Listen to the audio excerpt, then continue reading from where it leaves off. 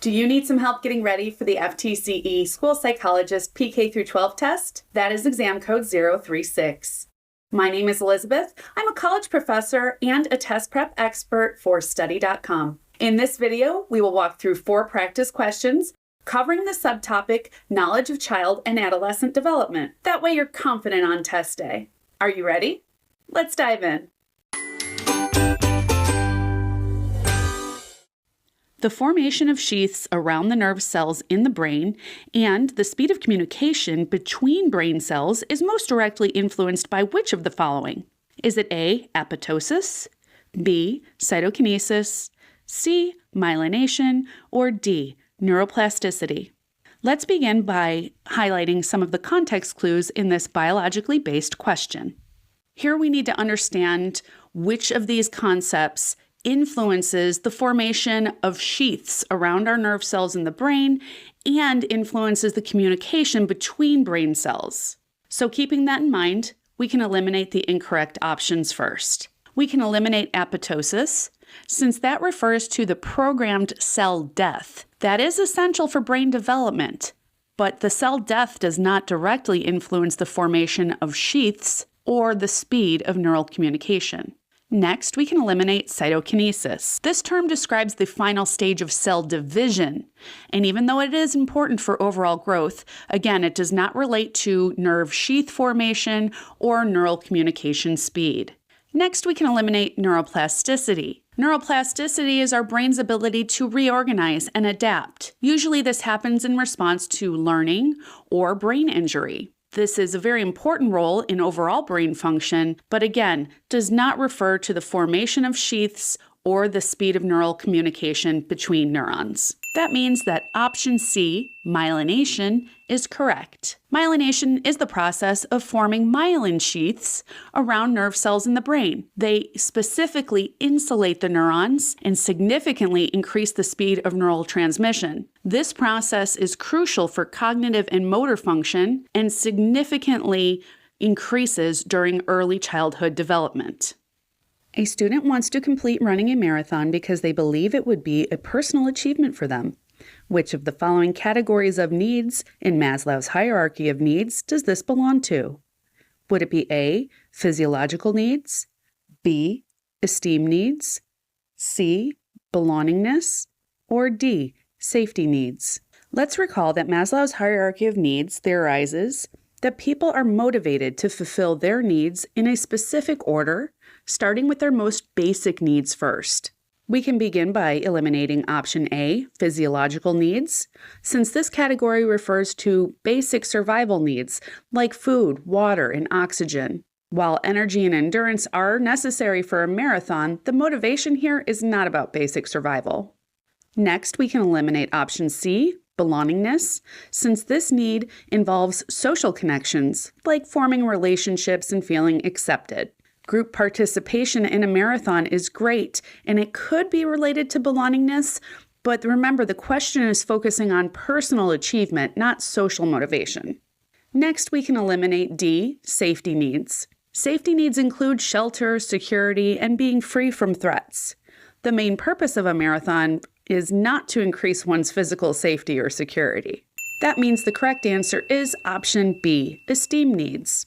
Esteem needs involve self-respect, confidence, and personal achievement. Since the student is motivated by a personal sense of accomplishment, this goal aligns with the esteem needs category in Maslow's hierarchy of needs.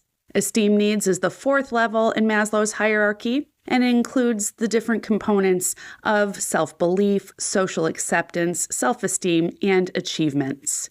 The student wants to complete running a marathon to realize their potential and complete a personal achievement that would increase their self-esteem. Which of the following learning disabilities is associated with reading and language learning?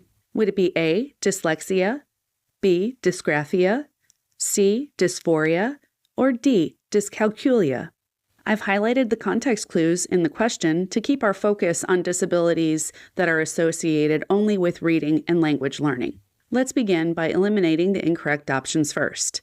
We can start by eliminating option B, dysgraphia. Since this disorder affects writing skills, including handwriting, spelling, and organizing your thoughts on paper, it does not directly relate to any reading difficulties. Next, we can eliminate option C, dysphoria, since that is not a learning disability, but it's a term that refers to a state of unease or dissatisfaction. Although it does sound similar to the other options, it's just there to throw us off. Next, we're going to eliminate option D, dyscalculia. This learning disability affects mathematical abilities. It makes it difficult to understand numbers or calculations, but it does not relate to reading. That means option A, dyslexia, is our best choice. Dyslexia is a specific learning disability that affects reading and language processing. Individuals with dyslexia often struggle with word recognition, spelling, and decoding, which then impacts their ability to learn language-based skills. According to Jean Piaget, a 5-year-old who can understand the world as it appears to them demonstrates which of the following aspects of cognitive development. Is it A, equilibration, B, object permanence, C, conservation, or D, egocentrism? For this question, you will need to recall that Piaget proposed that intelligence grows and develops through a series of stages which take place in a specific order. I've provided the chart here to help refresh your memory, and I've highlighted the fact that we're looking at the stage that a 5-year-old is in. With that in mind, we can eliminate the incorrect answers, starting with option A. We can eliminate equilibration because that is the process of balancing assimilation and accommodation to develop understanding. This is important to Piaget's theory, but it does not directly explain the child's limited perspective. Next, we can eliminate option B, object permanence, since this concept refers to understanding that objects exist even when they're out of sight. That develops during the sensory motor stage from birth to around 2 years old. So a 5-year-old would have already mastered this. Next, we can eliminate option C, conservation,